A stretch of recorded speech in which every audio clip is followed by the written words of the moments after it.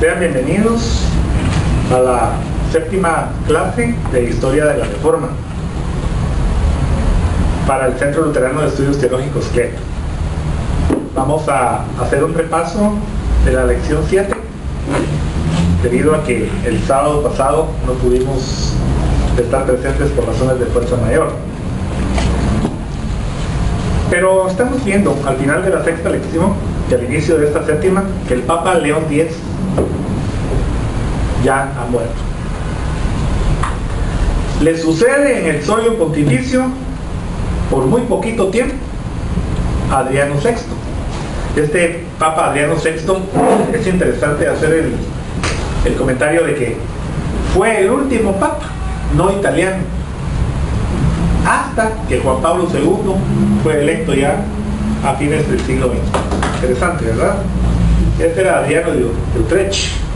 Este Adriano había sido preceptor de Carlos V, por lo tanto había sido enviado a España para que fuera a velar por los intereses del emperador, y no cabe duda que por la influencia del emperador y por algunos contactos políticos llegó a ocupar el puesto de Papa. Él, al contrario de lo que se pueda pensar, era un tipo bastante disciplinado y se encontró con aquella confusión y aquella corrupción de la corte de Roma, que los cardenales estaban en desacuerdo con él porque los quería hacer las cosas de una manera correcta. Pero como decía, Adriano reinó muy poco tiempo, y a este le sucedió Clemente VII. Clemente VII era de la familia Medici, eran unas familias italianas nobles. Era hijo natural de Juliano el Magnífico con una madre soltera, este Papa Clemente VII. Por lo tanto, era primo del Papa León X, que también era Medici. Llegaría a ocupar el trono de San Pedro en los años de mayor desarrollo de la reforma religiosa, entre 1523 y 1534. Este fue el tiempo en que Clemente VII estuvo al frente del papado. Supo siempre hacerse valer como consejero del Papa y logró ser uno de los personajes más influyentes de la curia. Y con el objeto de evitar enredos en la carrera eclesiástica de Julio, o sea, de Clemente VII, Julio de Medici, el Papa León X, en este caso, medió para que el futuro Clemente VII fuera declarado hijo de legítimo matrimonio. Hasta eso se podía arreglar, no había ningún problema. Aunque era bastardo, era fácil con solo tomar una decisión de parte del Papa para volver legítimo lo que no lo era, ¿verdad? Legítimo. Interesante que este Clemente VII fracasó tanto en el campo político como en el campo religioso, seguramente por su temperamento, que era extremadamente indeciso. Sus arriesgadas apuestas políticas y los intereses familiares, circunstancias que hicieron de él, miren qué interesante, el Papa más desgraciado, o el más desgraciado de los papas, según la expresión del historiador Ferdinand Gregorowicz. Eso decía Ferdinand Gregorowicz. Era un hombre indeciso, no sabía a qué... Por su falta de carácter. Exactamente. Básicamente. ¿Qué corriente seguir? ¿Qué hacer? A fines de 1521, aquí todavía no es Clemente VII el Papa. En el 521 todavía es León X. Las tropas del Papa, coligadas con el emperador Carlos V y aún las de Inglaterra, habían expulsado a los franceses de Milán. Miren, siempre estaban en esa situación. Cuando subía en poder alguien, se aliaban los otros para hacerlo sucumbir. En este caso es el rey Francisco I de Francia. Y entonces se apoyan el Papa en Inglaterra, inclusive, en el emperador, para expulsar a los franceses del norte de Italia. Pero dice que este Francisco I se propuso volver a recuperar sus posesiones. O sea, de la guerra que había sufrido, él había perdido territorio, pero solo dice quedó prisionero de Carlos I de España en la batalla de Pavia en 1525. El rey de España, que es el mismo emperador Carlos V, hace prisionero al rey de Francia y lo tiene preso en España. Como podemos ver, el panorama político está muy agitado. El emperador ha hecho acuerdos con el Papa y con Inglaterra en contra de Francia, pero hay otro elemento. Los turcos están activos en la parte oriental de Europa y ahora amenazan Budapest, que es la capital de Hungría, que es uno de los últimos bastiones cristianos en el oriente de Europa. En 1526, al notar el fortalecimiento del emperador Carlos V, miren, cuando el emperador cobra preponderancia, el mismo Papa anima al rey Francisco I de Francia a incumplir el tratado concertado con España. Miren, el Papa lo llama y le dice, mire, usted no tiene por qué cumplir con ese tratado porque usted fue obligado a firmar, ¿verdad? Más político el Papa. Es una cosa tremenda, ¿verdad? Y este Francisco I había recuperado su libertad precisamente por medio de ese tratado. Al conocer la traición del Papa, entonces el emperador permite que un ejército de mercenarios saquee la misma Roma. O sea, y el Papa quedó prisionero en el castillo de San Ángelo. Esa fue la reacción del emperador. En vista de que vio que el Papa se estaba arreglando con su enemigo, permitió que el ejército saqueara Roma y que inclusive el Papa quedara preso. El emperador dice que por medio de sus delegados informa al Papa que él no está de acuerdo con los acontecimientos que generaron que él quedara en esa situación tan desventajosa. Pero que, como habíamos dicho, permitieron el saqueo de Roma.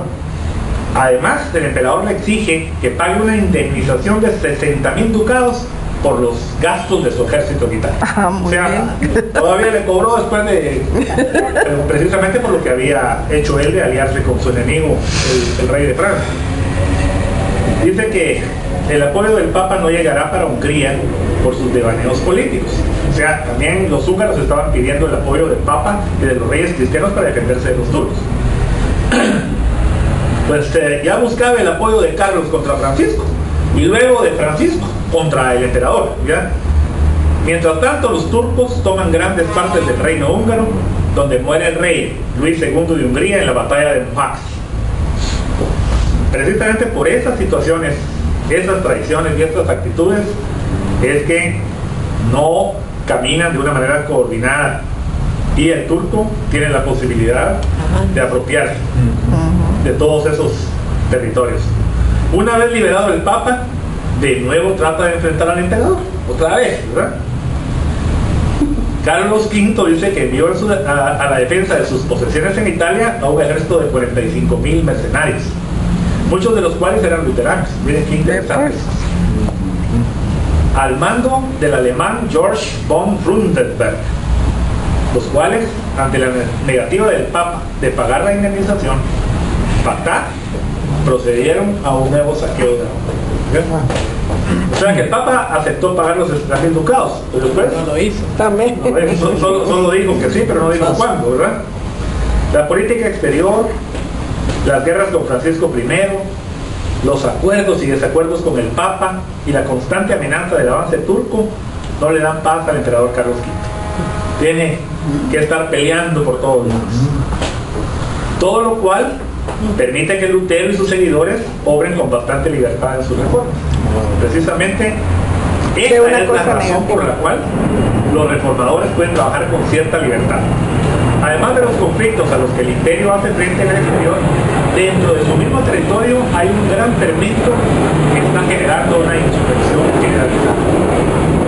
Es la reacción de los campesinos que han sido explotados por largos siglos.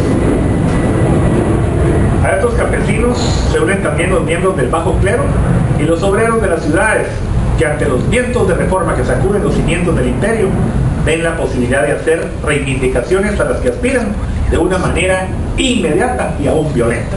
O sea, estamos viendo el aspecto de la reforma religiosa, pero no se puede dejar de lado lo que está ocurriendo con el aspecto social.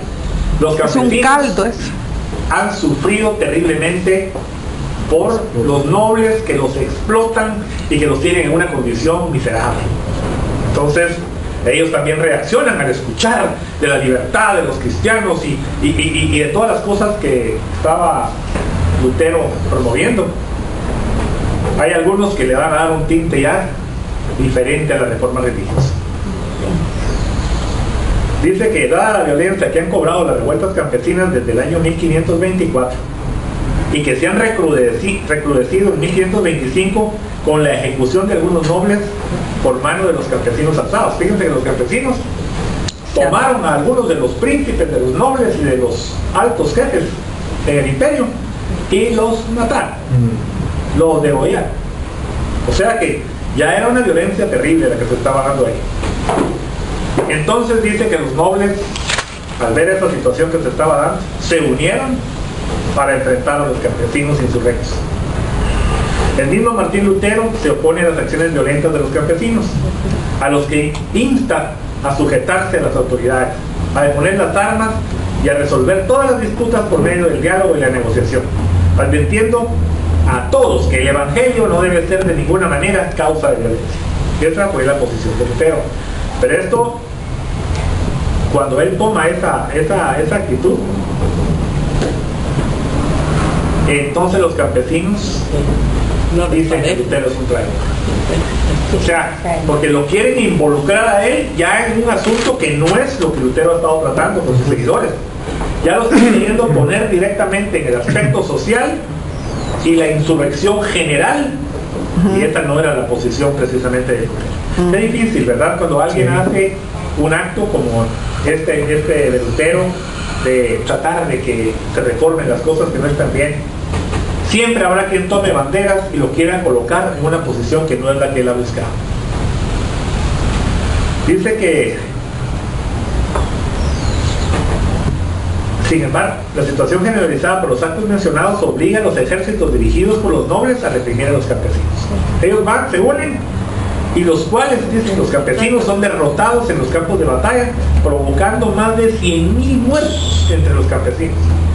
O sea que esas luchas que hemos visto nosotros en el siglo XX, en realidad no son nada nuevo. Esa pugna ha existido siempre. Murieron más de 100,000 campesinos precisamente por tomar las actitudes que eran ya extremadamente violentas. En Turingia, una región de Alemania, había tenido lugar el 15 de mayo de 1525 la batalla de Frankhausen. Fue una de las más significativas de todo el levantamiento, y en ellas fueron aniquiladas por el ejército imperial las bandas de campesinos de Turingia, que eran de los más violentos. Esas eran lideradas por Thomas Müntzer. Vamos a presentarles a don Tomás. Müntzer fue apresado y fue decapitado por los vencedores. Pero miremos quién era Müntzer. Era nacido en 1490, por supuesto murió en 1525, ¿verdad? En la batalla contra las hordas de Turingia. Dice que Thomas Müntzer fue inicialmente un seguidor de Lutero, pero contrariamente a este adoptó una postura totalmente radical y revolucionaria, abogando por la liberación de los campesinos por medio de las armas. Es lo que hablábamos, ¿verdad? Ya era otra cosa, la violencia. Buscaba un orden social justo, abolición de los privilegios, disolución de los monasterios, donaciones para los pobres, igualdad para todos, en síntesis, un comunismo primitivo. Se adelantó a Marx y a Engels. Él ya estaba pretendiendo que desapareciera todo lo que significaba el control de los nobles y tal y como se había manejado el imperio durante siglos, ¿verdad?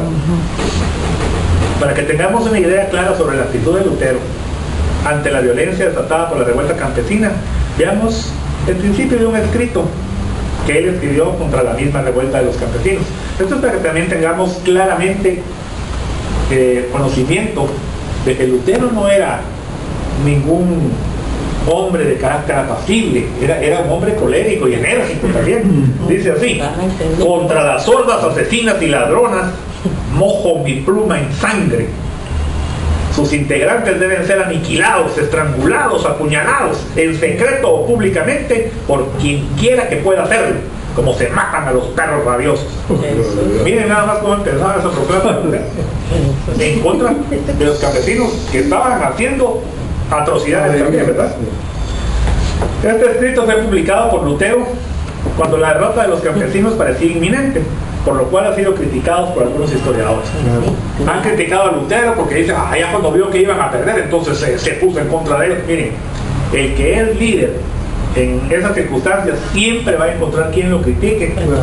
Nunca van a estar de acuerdo todos con que hizo bien algo. Para unos es una maravilla y para otros es la cosa más terrible de este mundo.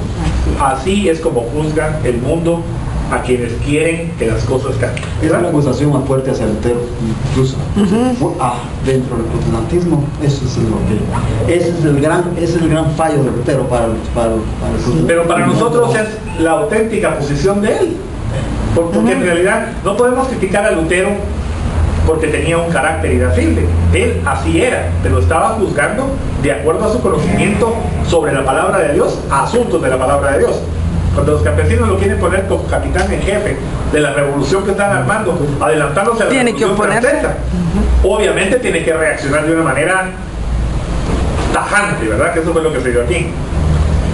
Dice que después de 1525 el protestantismo perdió toda traza de espíritu revolucionario. Con eso se acabó el movimiento. Y cimentó también, apoyado por Lutero, las instituciones dominantes de la sociedad señorial, con la doctrina de la sumisión a la autoridad. Como dice la palabra de Dios, estén sujetos a las autoridades.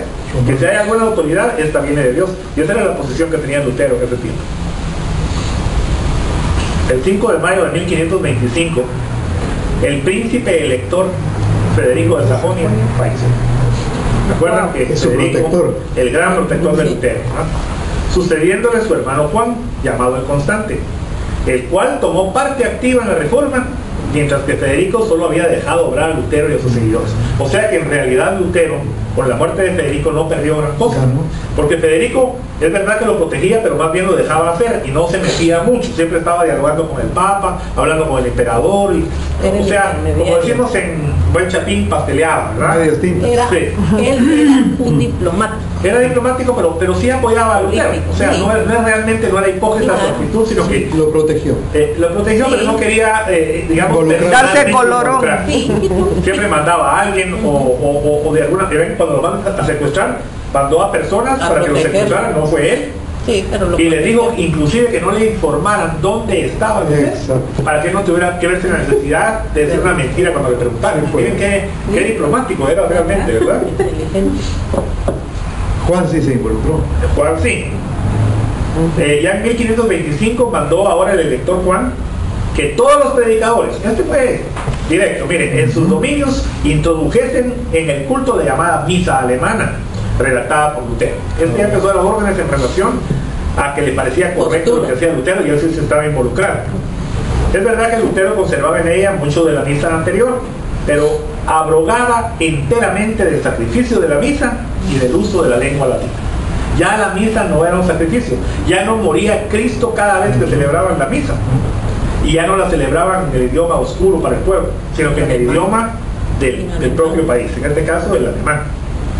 Sin embargo, del enorme paso dado por los reformadores, especialmente por Lutero, en cuanto a la recuperación de las verdades contenidas en las Sagradas Escrituras que por tanto tiempo habían estado ocultas, además de los terribles eventos sociales que hemos mencionado, como la muerte de esos 100.000 campesinos, vientos de controversia surgen ahora dentro del bando reformador, dentro de los mismos, ¿verdad? Como sucede con los partidos políticos, como lo hemos visto, ¿verdad? Dentro de la iglesia misma. Dentro de la reforma empieza a haber puntos de vista distintos. Como el caso de Luther, al que estábamos hablando. Algunos otros seguidores de Lutero se radicalizaron, empezaron a decir que se debían destruir todas las pinturas, estatuas, imágenes religiosas, que los sacerdotes deberían tener libertad de casarse, y no solo afirmaban que la iglesia no debía tener propiedades, sino que las propiedades deberían pertenecer a todos los cristianos por igual, y por lo tanto se debía abolir la propiedad privada. Ya empiezan a pensar así los mismos reformados. Aquí ya no estamos viendo que son solo los campesinos, sino que ya hay quienes están pensando de esa manera. Pensamiento socialista. Dice que el martes 13 de junio de 1525 el mismo Martín Lutero se casó con la ex monja Catalina Bombora. En esto también han querido criticar a Lutero diciendo que se salió de la Iglesia Católica para casarse. Y eso es una mentira flagrante, ¿verdad? Dice que se casó con Catalina Bombora por petición de esta última. Después de que le pidió la mano. le pidió la mano al doctor Lutero. El doctor Lutero quería casar a Catalina Bombora con otra persona, pero ella dijo que a ella no le gustaba, que si ella se casaba tenía que ser con el doctor Lutero. Vaya. Entonces dice que Lutero empezó a preocuparse, ¿verdad? Pero no le dijo que no. Y a ocuparse. Y el 13 de junio de 1525 se casó con ella y tuvieron 6 hijos, Vaya. 3 varones y 3 mujeres. Esa fue la descendencia. ¿Dijiste de Lutero. junio o julio? Junio. Del 25. Ahí está la esposa de Lutero. No estaba despreciando.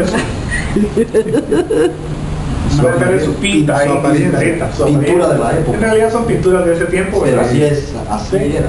De seguro. Esa es Catalina Bombora. Él la llamaba Katy.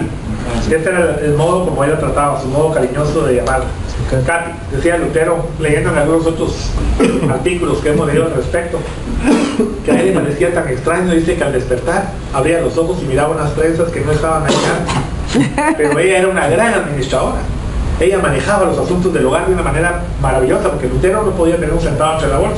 Como dice la esposa de un amigo de nosotros, no puede tener dinero entre la bolsa porque anda viendo quién se lo da. Era Lutero. Le llegaban a pedir y daba. Nunca tenía un centavo porque vivía atrás de los cuartillos, porque no tenía la capacidad. Disciplina. Pero la esposa dice que enderezó las finanzas de ese hogar y de veras Lutero tuvo mucho descanso y mucha paz en ese orden. Así ¿verdad? somos las luteranas. Ahora viene algo interesante. Vamos a analizar a otro personaje que hemos dejado algún tiempo atrás. Dice que aunque en la Suiza de habla alemana Zwinglio había impulsado la reforma, había algunos aspectos relacionados con las doctrinas que no coincidían con las de Lutero y sus compañeros. Por eso estábamos hablando de que empieza a haber puntos de vista distintos dentro de la misma reforma. Lutero y Zwinglio. La teología de Zwinglio se singularizaba por algunas características especiales. Es humanista. Recordemos, estamos en el puro periodo humanista, donde el hombre empieza a ser el centro del universo, donde todo es a la medida del hombre. Ahí tenemos a esos grandes filósofos como Erasmo de Rotterdam y otros más, que fueron los artífices de esa corriente filosófica. Está impregnada de escotismo. Dije, ¿qué será esto de escotismo? No, en realidad no había escuchado esa palabra. Y sobre todo por venir de un hombre que pertenece a una ciudad. Zwinglio era de una ciudad, era urbano, ¿verdad? No era de fuera. Era rural. Así, mientras la reforma luterana es universitaria, recordemos que ellos están basados en la Universidad de Wittenberg y otras universidades, la de Zwinglio es urbana. Este escotismo es un sistema filosófico sólido y coherente, radicado en la tradición agustinista del franciscanismo. Es decir, eran corrientes de la Iglesia Católica basadas en los pensamientos de San Agustín y seguidas por los de la orden franciscana. Eso es, ese escoto era precisamente el que había impulsado esta corriente. Así que Zwinglio seguía en algunos casos las corrientes filosóficas del escoto. Por eso se llama que está impregnada de escotismo. La doctrina de Lutero se diferenciaba de la de Zwinglio y Ecolampadio, que es otro personaje de la reforma importante, los cuales rechazaban la presencia real de Cristo en la Eucaristía. Decía Zwinglio que ese era pan, ese era vino, que ahí no estaba el cuerpo y la sangre de Cristo. Y ellos dicen que interpretaban lo dicho por Cristo. Esto es mi cuerpo, como la acción de Cristo apuntándose a sí mismo. Dice que cuando estaban con los apóstoles, en la última cena dijo Jesús, esto es mi cuerpo. Pero la palabra de Dios no dice que tomara y se señalara y dijera sobre su pecho que esto era su cuerpo. Pero eso es lo que decían ellos, ¿ya? Zwinglio interpretaba es como significa. O sea, una cosa es ser y otra cosa es significar, ¿ya? Y Ecolampadio interpretaba mi cuerpo como un signo de mi cuerpo. O sea, desvirtuaron totalmente la doctrina de la presencia real. La presencia real de Cristo en las especies del pan y el vino.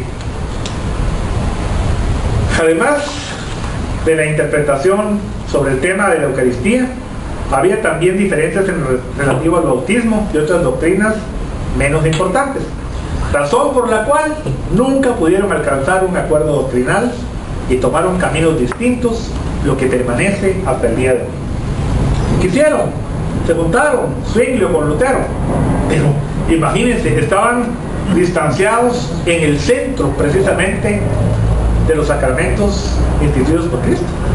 Era imposible que llegaran a un acuerdo, ¿verdad? Y así sigue siendo hasta el día de hoy. Andreas Karlstadt fue en inicio un seguidor de Lutero.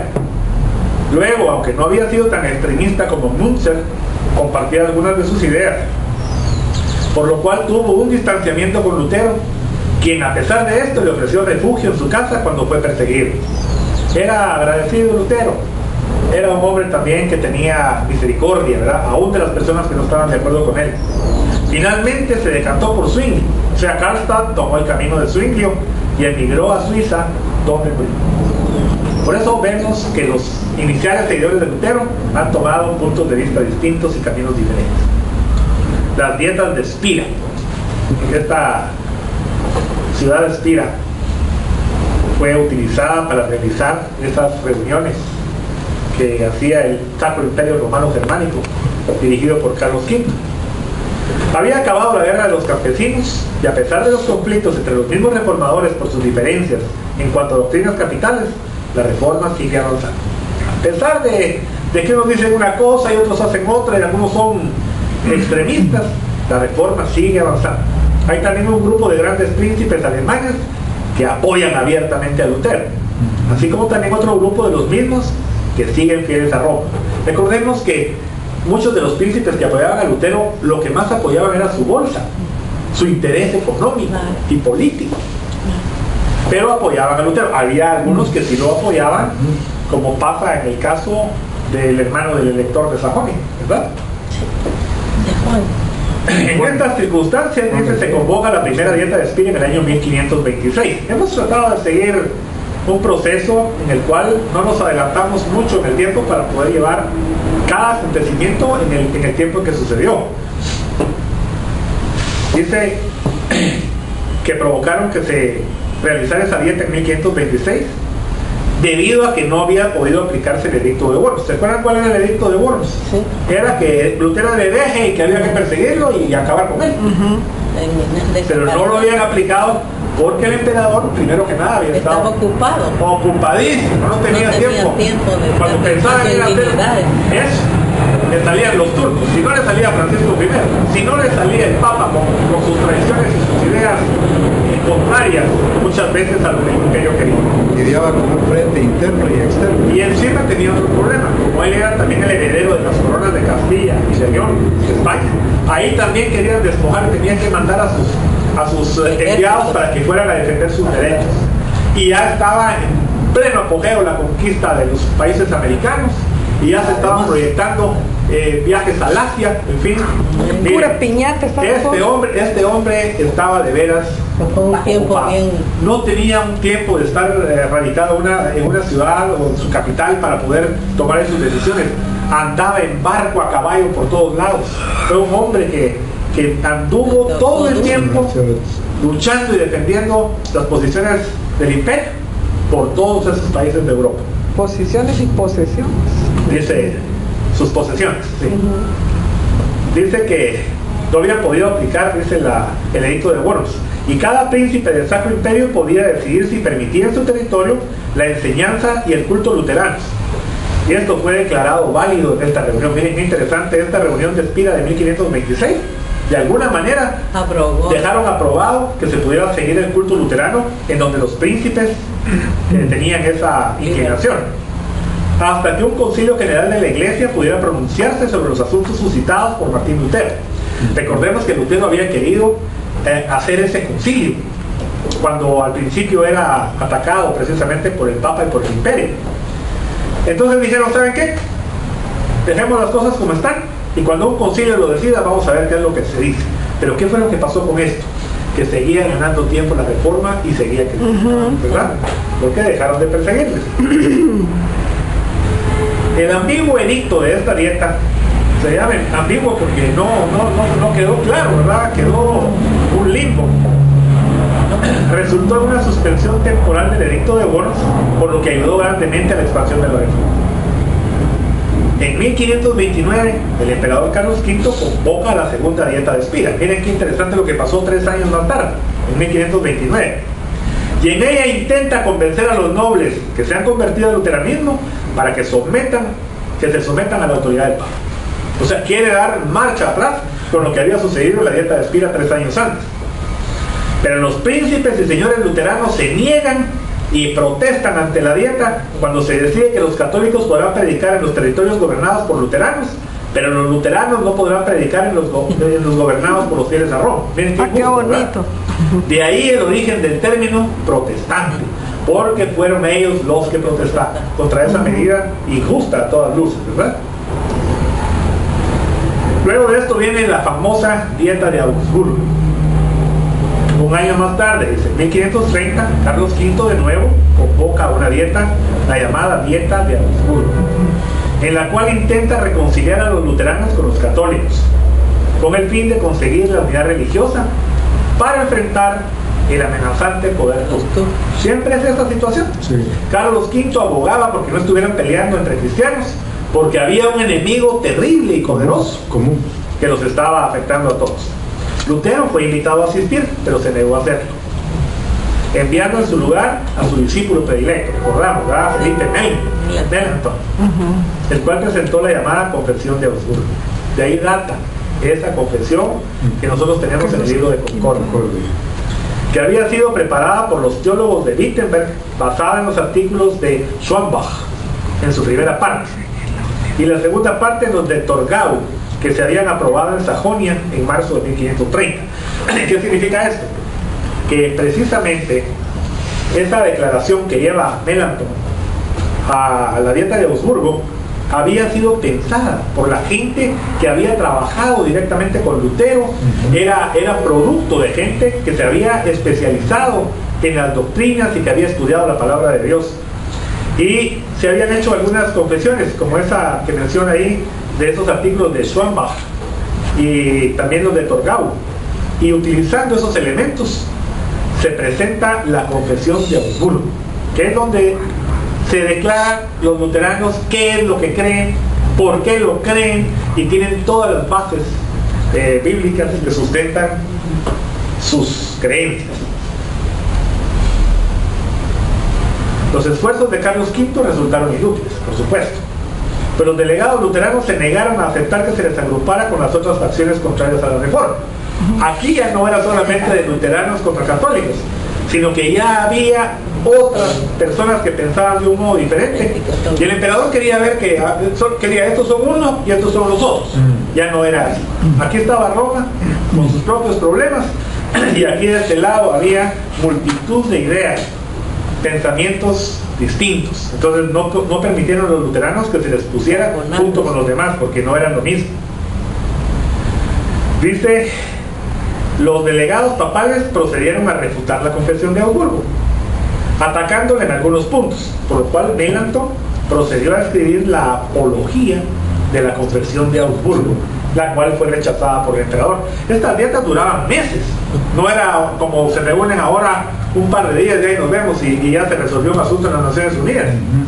En ese tiempo llegaban a esa ciudad, se asentaban ahí, se empezaban a reunir, iban al día siguiente, a la semana, al mes, inclusive pasaron hasta a veces más de un año en las famosas dietas del imperio, ¿verdad? Que eran las sesiones del imperio romano germánico. Dice que escribió esa apología. La apología es la defensa de la Confesión de Augsburgo. También es parte precisamente del libro de Concordia. Nosotros podemos analizar lo que es la apología y conocer el pensamiento de Melanchthon y los que colaboraron con él para realizarla. Viene ahora una parte interesante. No nos hemos ocupado mucho de un reino poderoso e importante como es el reino de Inglaterra. Dice que las reformas también llegaron a la Iglesia de Inglaterra, pero de una manera muy diferente. Dice que la Iglesia de Inglaterra permaneció durante todo el periodo de la Reforma, el periodo inicial, y era Roma. Tanto es así que el Papa le dio al gobernante inglés, Enrique VIII, el título de defensor de la fe, porque el mismo Enrique VIII había atacado a Lutero. Todavía este título de defensor de la fe lo ostentan los monarcas ingleses hasta el día de hoy. Nadie les ha quitado esa declaración que les dio en ese tiempo el Papa. Sin embargo, dice, pero otra de las causas que se evocaron en la ruptura de la iglesia inglesa con Roma. El rey Enrique VIII estaba casado con la hija de los reyes católicos de España, de Fernando e Isabel la Católica. Catalina era la esposa de él, que primero había sido esposa de su hermano, pero su hermano dice que murió como a los 40 días de que se había casado. Ella era viuda y virgen, y por eso se casó con el hermano que era Enrique VIII. La cual no le había dado hijos varones al rey. Ella fue su esposa durante muchísimos años y no pudo tener ningún hijo varón que él pretendía para continuar su linaje, ¿verdad? Por ese motivo Enrique solicita al Papa la disolución de su matrimonio para contraer nuevas nupcias. Además alegaba que no era legal su matrimonio porque a él lo habían casado contra su voluntad. La iglesia de Inglaterra tiene a Roma, él hace esta solicitud y esta petición.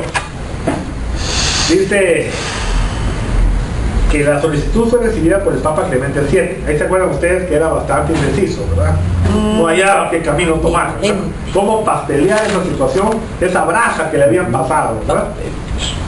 El cual con su habitual indecisión no encontraba la fórmula para quedar bien con su aliado el rey Enrique VIII de Inglaterra, pues si accedía a la solicitud entraría en pugna con el nuevo emperador Carlos V, el cual era sobrino de la esposa del rey inglés.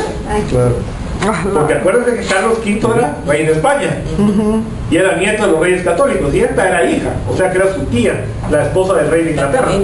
Entonces le piden al Papa que pastelee un poquito. Si lo anula aquí, le sale problema. O sea, querría problema con el emperador o querría problema con Enrique VIII. Estaba difícil, ¿verdad? Esa sería una situación muy complicada de decir, ¿verdad? El Papa Clemente VII tuvo que tomar partido y lo hizo por el emperador y por España. Juzgó quién era el más poderoso, ¿verdad? De tal manera que Enrique rompió sus relaciones con Roma, declarando la iglesia inglesa independiente y colocándola bajo el control de la corona. Desde entonces, así permanece la iglesia anglicana. Esta iglesia en un principio era copia de la de Roma, aunque sin la obediencia anterior, pero seguían haciendo lo mismo. La misa era lo mismo, los sacerdotes eran similares a los de Roma y actuaban de la misma manera. Luego de la muerte del sucesor de Enrique VIII, el rey Eduardo VI, en 1553, este rey Eduardo murió de 15 años, porque los hijos de Enrique VIII eran hijos enfermizos. Ahora se ha llegado a pensar que lo que pasa es que él padecía de sífilis congénita y por eso su descendencia era tan enfermiza. Y él le echaba la culpa a las mujeres de que no le daban hijos varones y el problema principal era él, ¿verdad? Pero bueno, eran otros tiempos, ¿verdad? Sí. Dice, accede al trono entonces María de Escocia. María. Esta no es María de Escocia. Hay que quitarle aquí esto, se lo voy a quitar yo aquí de una vez porque de alguna manera es un error. Esta reina María era hija de Catalina, era nieta de los reyes católicos, era prima del emperador, ¿verdad? La cual reinicia la relación con Roma. Se volvió de nuevo, ya no estaba su papá y ella había sido instruida en la religión católica, y lo que pretendió María sencillamente fue volver a la misma situación, la cual dice que reinició esta relación y persigue a los que estaban en el mando independentista de su padre. Miren, los que habían apoyado al rey en cuanto a su distanciamiento con Roma, ahora son perseguidos y muertos y condenados. Una cosa terrible, porque esa iglesia de Inglaterra tuvo esas facetas de que ya perseguían unos a otros y los otros a los unos, dependiendo de los vientos que cambiaban, ¿verdad? 5 años más tarde muere María. Dice que 5 años más tarde murió la reina María. y subió al trono Isabel. Esta es Isabel I, esta que está ahora es Isabel II. Pues la Isabel I era también hija de Enrique VIII, la cual dice, de nuevo independizó a la Iglesia de Roma y la colocó bajo el control de la corona, como continúa hasta el presente. De alguna manera ella no se quiso enrolar en esos líos religiosos, entonces dijo que no iba a tomar partido ni por uno ni por otro, y en realidad apoyaba al bando protestante en detrimento del bando católico, pero ella no se involucró personalmente, ¿verdad? Poco a poco esta iglesia fue reformándose hasta curar de las doctrinas que la separaban de la Reforma, dando origen en el futuro a algunas de las denominaciones evangélicas más importantes, como los metodistas. Aquí pudimos ver realmente este tiempo complicado y difícil en el cual se movió la Reforma, como apoyada precisamente por las situaciones especiales que vivía el imperio, por las amenazas que tenía por todos lados, por la indecisión de los papas, por lo que se logró resolver en las dietas a las que fueron convocadas. Quedó, digamos, la Reforma avanzando. De una manera u otra, el Señor estaba propiciando que esos vientos sembrados por Lutero en 1517 continuaran. Claro, las cosas no eran tan dulces y sencillas como hubiéramos querido, ¿no? Pero la Reforma continuaba. Ahí termina la lección número 5.